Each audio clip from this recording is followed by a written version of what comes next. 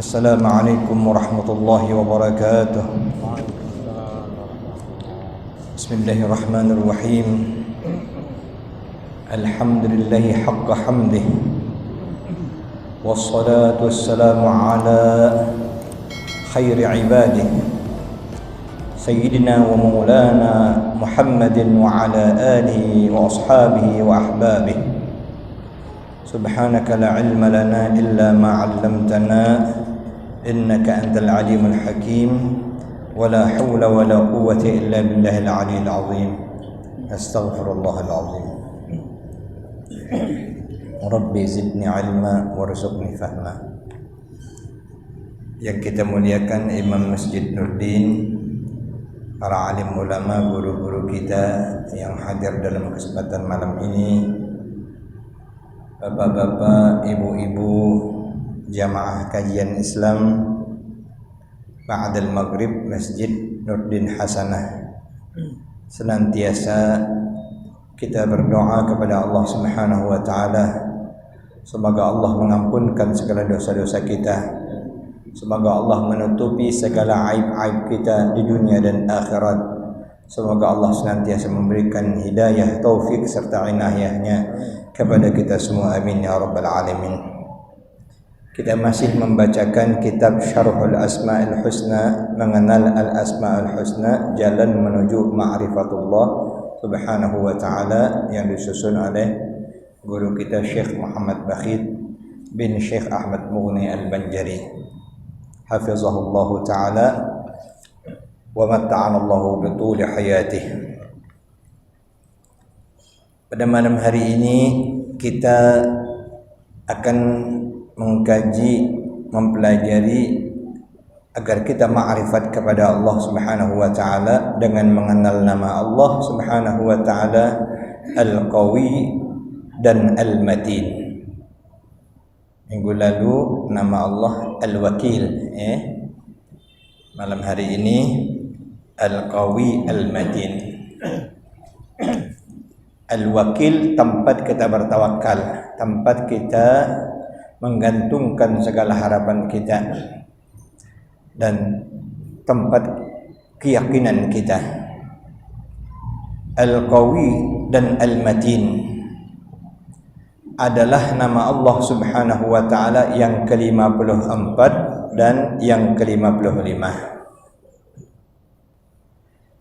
Al-Qawi dan Al-Matin artinya yang maha kuat.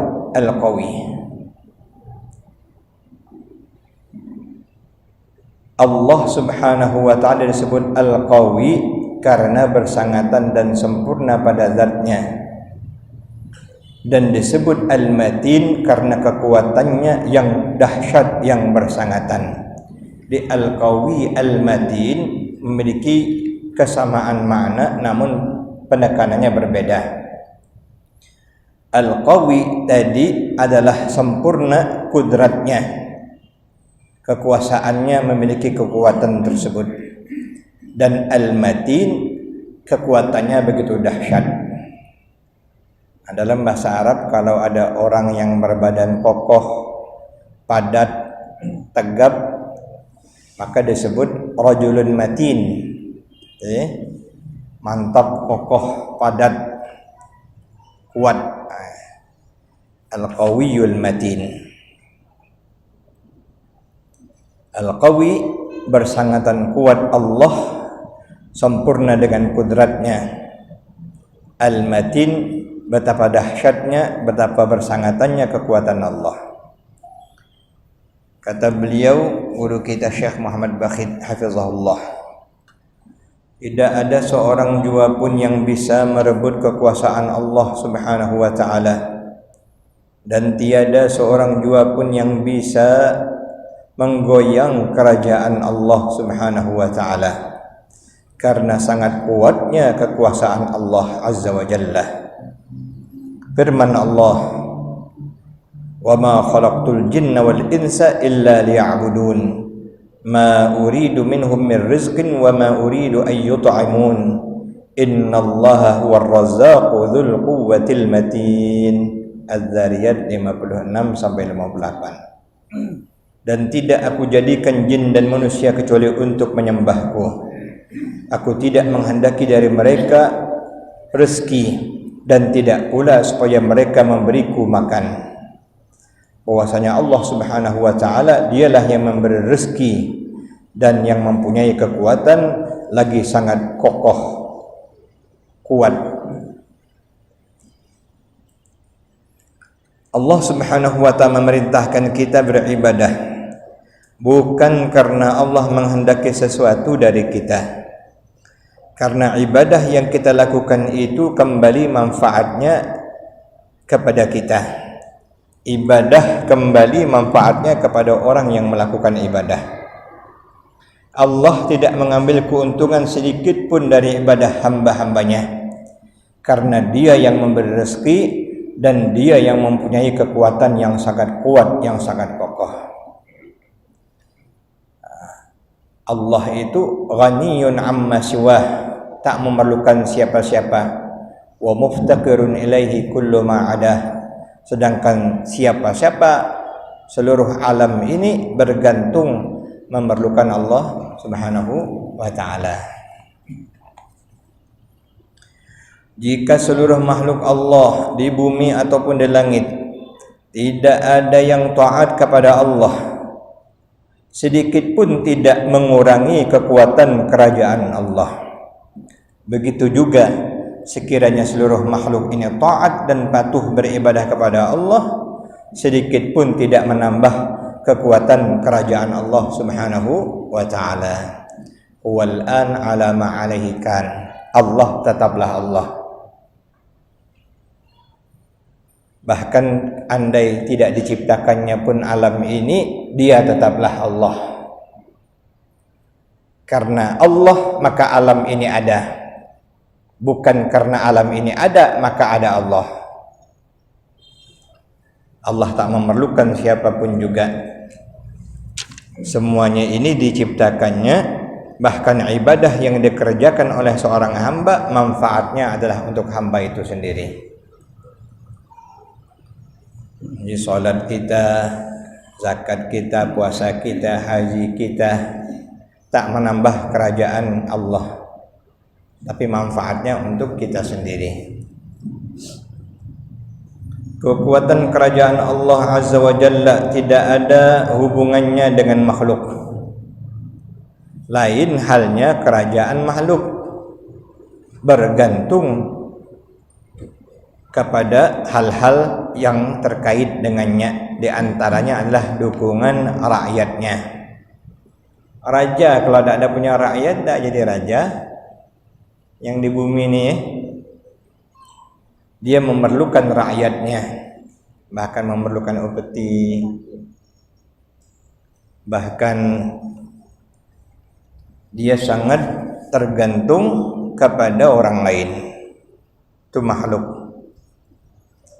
Raja manapun yang berkehendak jika tidak sesuai dengan kehendak Allah tak akan terjadi.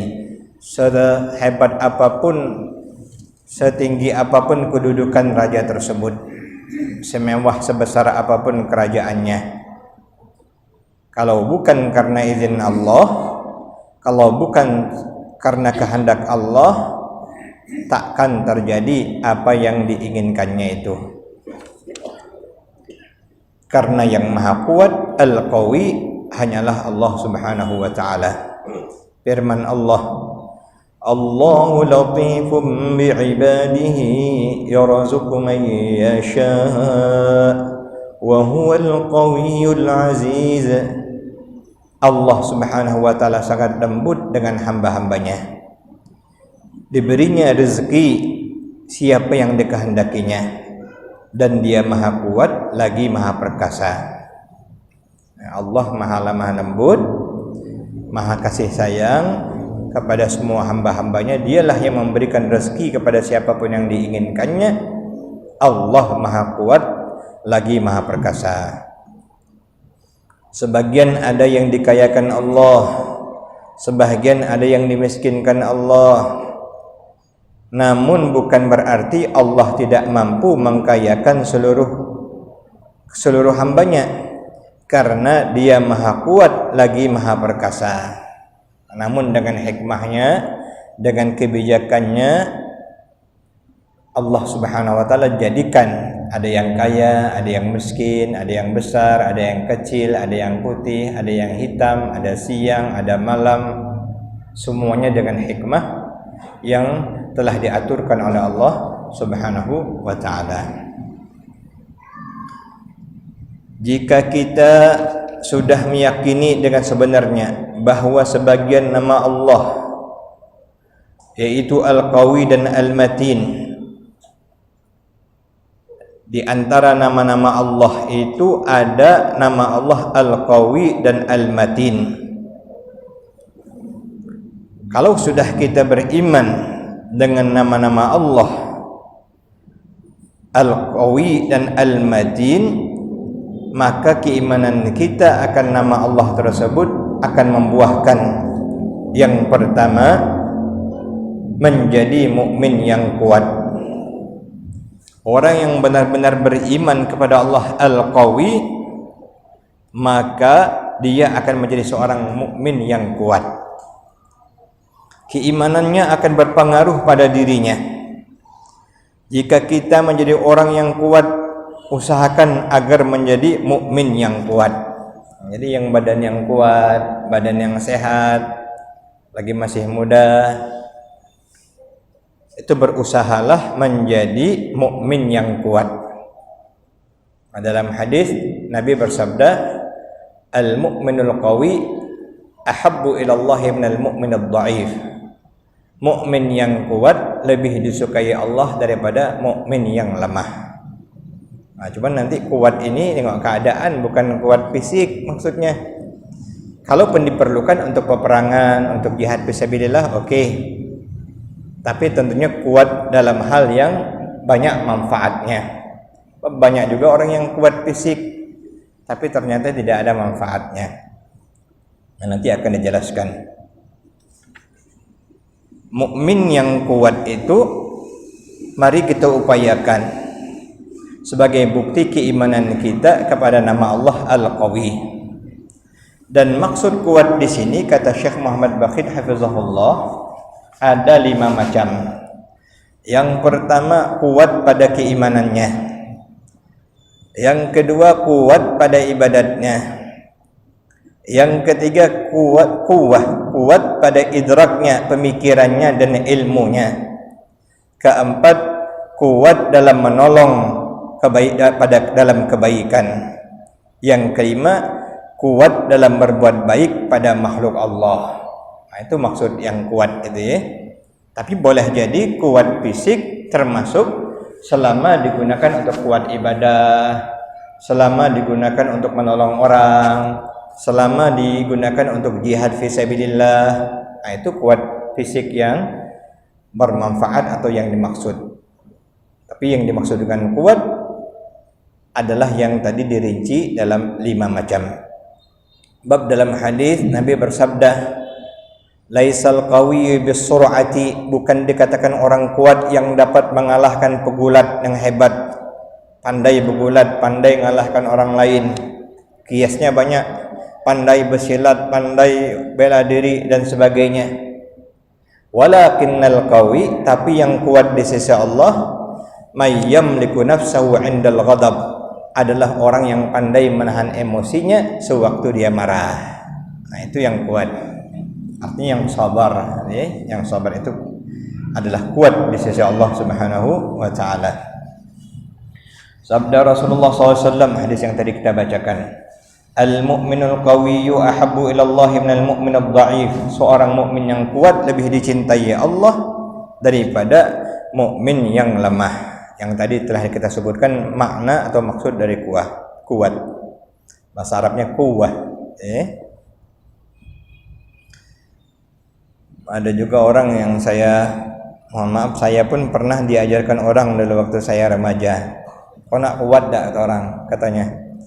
Kau kalau kau amalkan nih, kau genggam tangan kau. Ya qawi ya matin, ya qawi ya matin. Baca 40 kali. Bantai orang yang kau, katanya. Nah, itu ya. Nah, mungkin kalau kita ikuti boleh jadi karena khasiat asma. Nah, tapi penggunaannya mungkin keliru. Banyak itu ya. Ada yang kaf, ha, ya, ain, shad, genggam tangan, ha, min, ain, sin, qaf. Nah, itu kalau dibantaikan sama dengan sekarung beras katanya ya. Padahal maksudnya bukan di situ. Karena Islam mengajarkan kesabaran, Islam mengajarkan berbuat baik, Islam mengajarkan untuk saling menolong. Kecuali jika nanti diperlukan saat jihad fi sabilillah. Hikmah diperintahkan kita menjadi orang yang kuat, yaitu untuk menghadapi kejahatan masa dan ahli masa. Ini kejahatan terkait dengan waktu-waktunya dan orang-orangnya. Menghadapi kejahatan masa dan anak-anak masa diperlukan keimanan, ibadat dan ilmu yang kuat, serta diperlukan juga kekuatan menolong kebaikan dan kekuatan berbuat baik kepada makhluk Allah. Artinya kekuatan yang memang disesuaikan dengan manfaat-manfaatnya. Dalam doa tasmiyah anak misalnya, sebagaimana disebutkan oleh Al-Habib Syekh bin Abu Bakar As-Saggab menulis, wa anna Allah al-karima yahfazuhu min syarri zaman wa syarri ahli zaman, dan semoga Allah yang maha mulia, maha dermawan menjagakan anak ini daripada kejahatan zaman, kejahatan masa, dan dari kejahatan ahli zaman, orang-orang yang hidup di zaman atau di masa tersebut. Macam kita sekarang ini zaman fitnah, ya. Orang-orang dalam zaman fitnah ini banyak macam-macamnya. Karena itu kita berdoa kepada Allah semoga kita dilindungi Allah daripada fitnah zaman wa syarri ahli zaman. Itu ada doa. Yang kedua,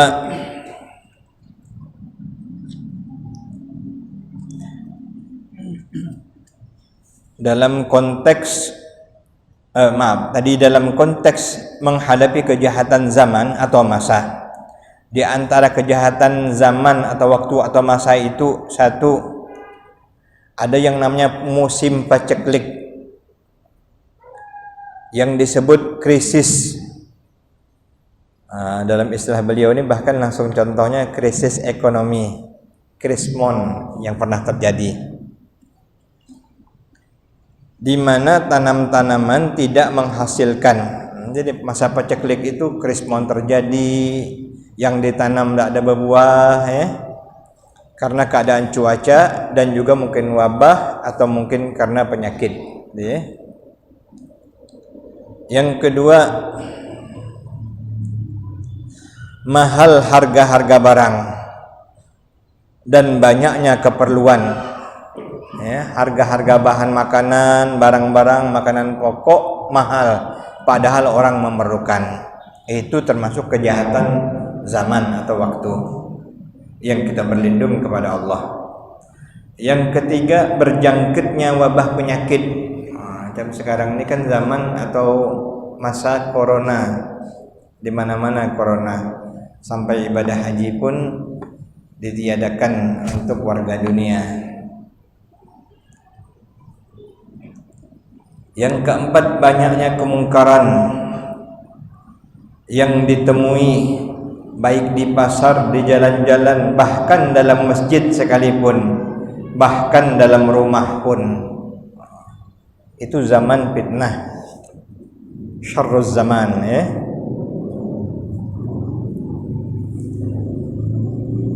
Ini contoh kejahatan waktu atau masa yang bisa menjerumuskan kita dalam menghadapinya apabila kita tidak mempunyai 5 macam kekuatan yang tadi disebutkan. Kuat keimanan, kuat ibadah, kuat pemikiran dan ilmu, kuat dalam menolong kebaikan, kuat dalam berbuat baik kepada makhluk Allah.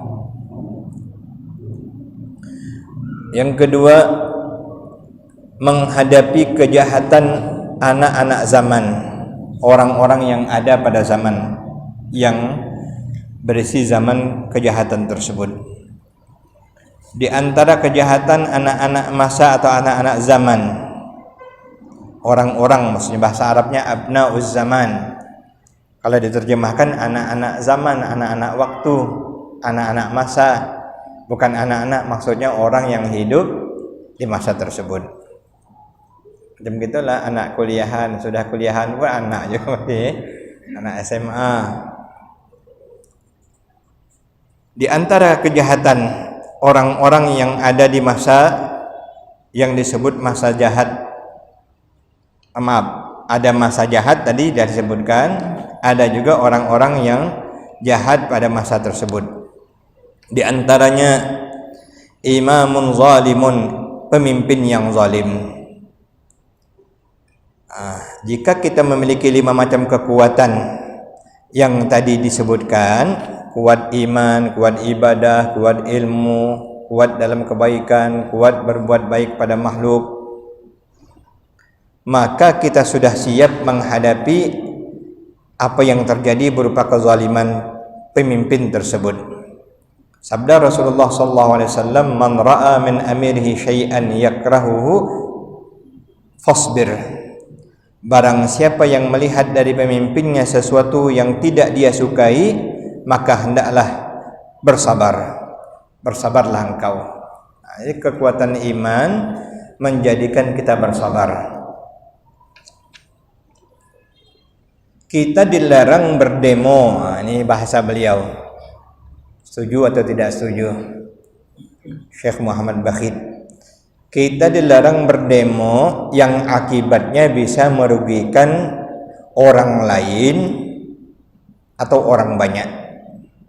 Jadi kalau kita melihat ada fitnah, termasuk nanti fitnah anak-anak zaman tadi, kalau kira-kira aksi kita itu membahayakan orang ramai, itu dilarang. Menurut beliau khususnya, demo atau unjuk rasa, apalagi jika diiringi dengan perbuatan yang sifatnya anarkis, merusak, apalagi yang sifatnya memberontak, ingin merebut kekuasaan, ataupun ingin mendirikan negara sendiri. Kalau ingin unjuk rasa, unjuk rasalah kepada Allah dengan cara memohon, mendoakan agar pemimpin-pemimpin yang zalim itu diberi petunjuk.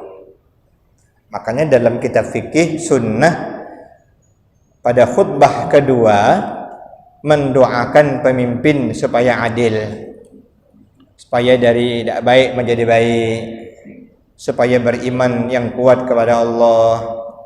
Agak jarang kita tradisikan ya.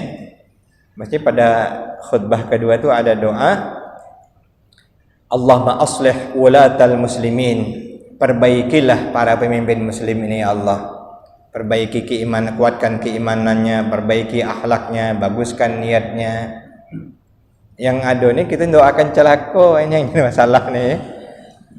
Maunya berimbang, sampaikan yang hak, namun tetap kita mendoakan karena mereka sedang memimpin, diberikan hidayah oleh Allah Subhanahu wa ta'ala agar menjadi pemimpin yang adil. Yang kedua, siapa abnauz zaman yang jahat, orang-orang yang hidup pada zaman yang dianggap orang jahat? Ulama usu, ulama yang jahat. Bukan ulama yang mengajak ke jalan Allah, bukan ulama yang mengajak mengikuti Rasulullah, tapi sebaliknya ulama yang mengajak jauh dari Allah dan Rasulnya. Banyak ulama su ini, naudzubillah, tsumma naudzubillahi min dzalik. Ada ulama yang mengajarkan sudah tak perlu lagi salat. Ada juga yang mengajarkan sudah tak perlu lagi puasa, cukup ditebus dengan uang saja. Tak salah salat-salat, awak banyak duit. Tak salah puasa, nanti kalau meninggal dunia keluarkan duitnya, pidyah solat, pidyah puasa, tahlilkan tiap malam.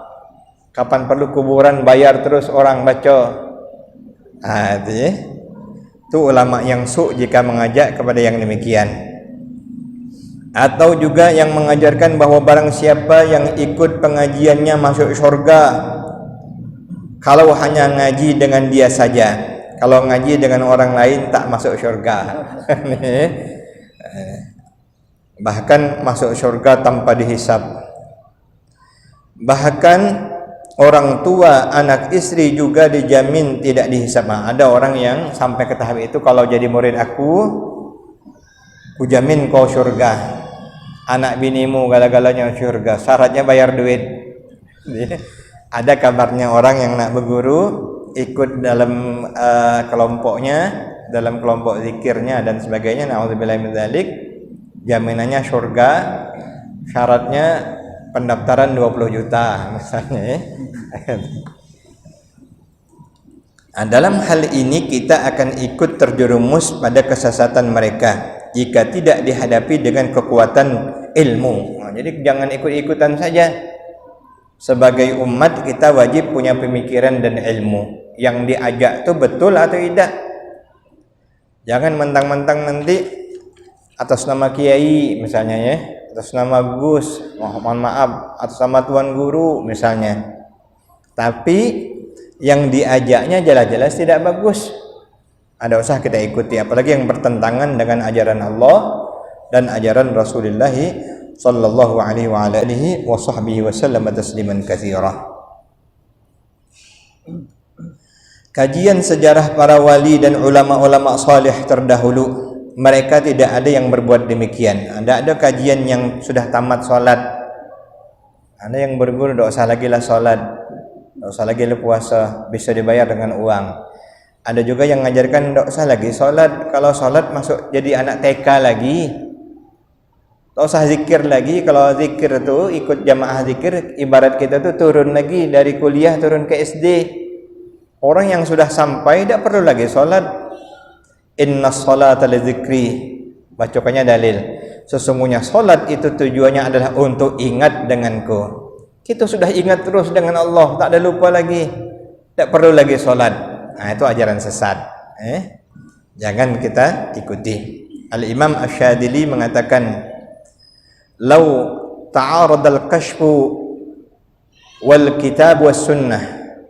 Jika kasyaf seseorang walaupun dia dianggap wali namun bertentangan dengan Al-Quran dan Sunnah, fada'il kasyaf, buang kasyaf tersebut, ikuti Quran dan Sunnah. Sebab itu bukan kasyaf ilahi, namanya kasyaf syaitani, syaitan cuman yang masukkan. Jadi misalnya ada ungkapan, kau tak payah lagi solat, makam kau sudah tinggi misalnya. Walaupun dia mendengar seakan-akan itu suara ilham yang sangat hebat, itu jangan diikuti. Kemudian yang ketiga, siapa abna'uz zaman yang jahat tadi? Kelompok yang sesat. Selain ulama ulama sesat, ada kelompok sesat, aliran sesat. Makanya kita harus ada ilmu. Ketika diajak ikut-ikut aliran tertentu, cek dulu apa dasarnya, siapa gurunya, apa tujuannya, betul-betulkah berdasarkan Quran dan Sunnah. Kalau tidak, jangan kita ikuti. Itulah diantara yang dapat mungkin kita pahami. Kemudian pesan beliau, berusaha menjadi mukmin yang kuat dengan keimanan kita kepada nama Allah Al-Qawiyyul Matin, juga akan membuahkan bahwa kita kembali kepada kekuatan Allah, tidak merasa ada kekuatan pada diri sendiri. Kita berpegang benar-benar kepada kalimat la haula wala quwwata illa billahil aliyil azim. Di sini lebur dalam tauhid bahwa yang kuat, yang hebat hanyalah Allah Subhanahu wa taala. Menghilangkan penyakit sombong dan takabur dari kita, karena kita mengembalikan segala kehebatan dan kekuatan hanyalah milik Allah Subhanahu wa taala. Ya. Ini tentang ulama masuk. Jadi ulama itu misalnya membimbing ulama itu misalnya kalau bersedekah itu misalnya yang bagus-bagus itu hanya amalan petunjuk-petunjuk yang memberikannya itu, tapi dia tidak mengamalkan. Misalnya dia bersedekah suruhnya yang bagus-bagus, tapi dia yang bersedekah dia tidak menunjukkan apa yang diomongannya itu. Dia bersedekah tidak yang bagus-bagus, tapi orang disuruhnya bersedekah yang bagus. Jadi itu termasuk ulama masuk atau bagaimana? Baik. Dalam konteks ini ada lagi hadis Nabi yang lain. Atau kama qala unzur ma qala wa la tanzur man qala. Pandang apa yang dia ucapkan, jangan pandang orangnya. Selama ajakannya baik, selama perintahnya baik, jika kita ikuti kita berpahala baik, maka tetaplah hal itu baik. Ada hadis Nabi yang lain, Ad-dal 'alal khair kafa'ilihi. Orang yang menunjukkan sesuatu yang baik untuk dilakukan orang, dia mendapatkan pahala sebagaimana orang yang mengerjakannya. Tinggal lagi dia di sisi Allah. Untuk kalimatnya bagus, tidak ada masalah. Belum dapat kita kategorikan dia ulama masuk karena yang diajaknya baik. Lain kalau yang diajaknya tadi yang menyesatkan, itu jelas-jelas ulama masuk. Tapi dia akan terjebak dengan firman Allah yang lain.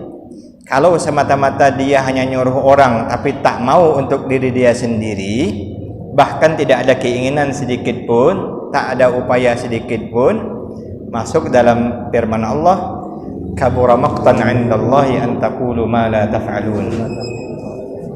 Kabura maqtan 'indallah an taqulu ma la taf'alun. Besar betul murka Allah ketika engkau mengatakan sesuatu padahal kamu tidak pernah mengerjakannya. Untuk bab itu dia terkena, tapi tidak dapat kita kategorikan sebagai ulama su' jika dia mengajak kepada yang baik. Tapi kalau dia gawenya ngacau-ngacau cuman itu bisa nanti ulama, tapi gawenya misalnya wal'iyadzubillah tidak mengajarkan tentang agama, tidak mengajarkan tentang ajaran Rasulullah, tapi dia mengajarkan ajaran yang hanya membingungkan kita, menyesatkan kita, memporak-porandakan persatuan umat Islam.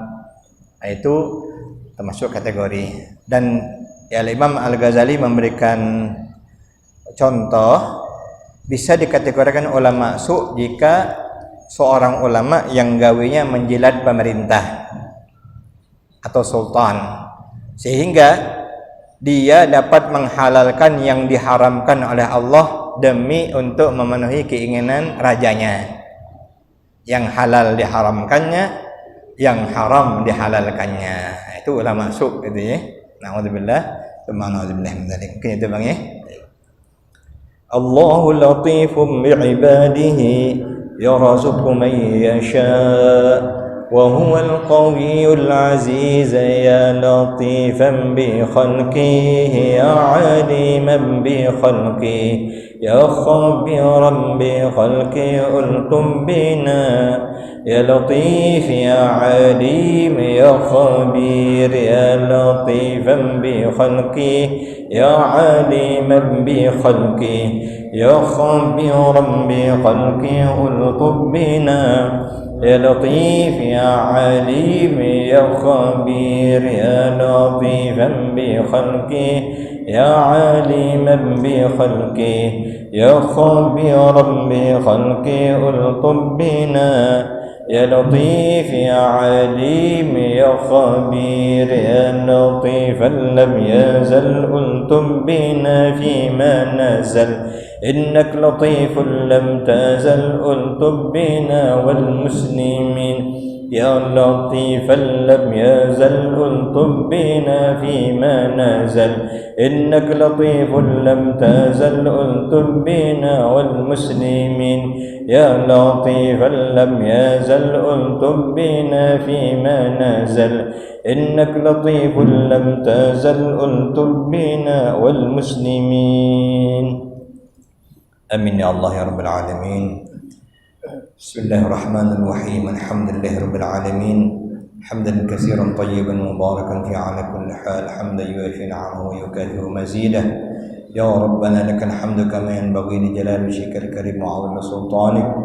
اللهم صل على نور الأنوار وسر الأسرار وترياق الأخيار وفتح باب اليسار سيدنا ومولانا محمد المختار وآل الأطهار وأصحاب الأخيار عن عمله وأفضاله. اللهم اغفر لنا ذنوبنا ولوالدينا وخطايانا كلها. اللهم يا معلم إبراهيم علمنا ويا مفهم سليمان فهمنا. يا حافظ احفظنا من كل سوء فالله خير حافظا وهو أرحم الراحمين. وصلى الله على سيدنا مولانا محمد وعلى آله وصحبه وسلم والحمد لله رب العالمين. السلام عليكم ورحمة الله وبركاته.